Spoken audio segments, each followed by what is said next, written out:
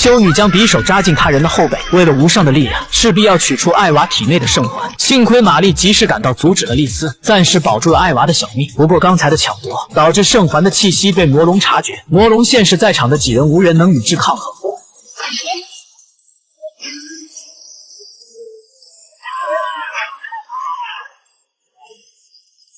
但很明显，魔龙的真正目标是天使之环。危急时刻，丽丝挺身而出，用自己的生命替艾娃挡下了魔龙的攻击。此时，艾娃却想不明白，刚才的丽丝为夺取圣环还要杀了自己，可她究竟是为了什么？现在反过来又要保护自己呢？这一刻，艾娃终于鼓足勇气，拿起神速疯狂爆发，与地狱战斗。受到致命一击的魔龙，没想到竟带着丽丝的身体一同撤回了地狱。经历了此事，艾娃才真正明白修女们时常提起的使命与奉献的意义。于是她本能的反应选择了逃避。之后，玛丽拿着画像四处打听着他的消息，可每次都是以失望而告终。其实艾娃并没有走远，他来到一个民风淳朴的安逸小镇，但好景不长，艾娃在小镇餐厅做服务员时，再次看到红色迷雾，这代表眼前的男人也被恶魔附体。于心不忍的他本想以德服人，哪曾想对方突然暴走，拿起刀子向他逼近。由于第一次面对恶魔附体，艾娃表现得不知该如何下手。其实玛丽很早就找到了他，一直没有现身，就是想让艾娃学会独自面对。经过玛丽的技术指导，艾娃逐渐占据上风。见时机成熟，玛丽将含有神速成分的武器递给了艾娃。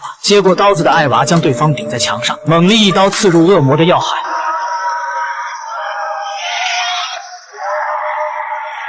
恢复平静后，艾娃决定不再逃避，愿意和玛丽回去，不管将来会面临什么，她也要坚强。与此同时，杜雷蒂篡权架空了文森特神父，以壮大教会的理由，招募了很多他自己的亲信。生面孔的出现把教会分成了两派，绝大多数人选择站在杜雷蒂的这一边，唯有少数的骨干还愿意听从神父的命令。返回来的艾娃并没有直接回到教会，而是去找了萨尔维博士，想通过科学技术弄明白他体内的圣环。可前台狗眼看人低，死活都不让他进。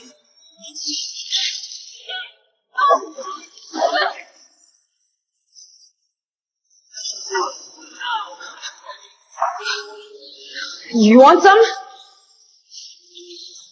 见到博士后，艾娃说明了自己的来意。奇怪的是，博士并没有拒绝，反倒是很痛快的答应，因为他也有着自己的目的。他想利用圣环的力量打开穿梭空间的传送门，从而延长自己儿子的寿命。可最终实验失败了，艾娃受不了超负荷的压力，拔掉了仪器，情绪失控，直接穿过楼板来到了下一层。看到传送门的那一刻，他才知道博士利用了他。博士紧忙解释，并带他去见了自己的儿子。当艾娃靠近后，小男孩竟与他产生了感应，像神速武器一样放出星星点点的蓝光。另一边，教会里出现一个熟悉的身影，一个能让大家祖上诈尸的人。之前被恶魔带走的丽丝居然回来了，不过她还是以前的那个丽丝吗？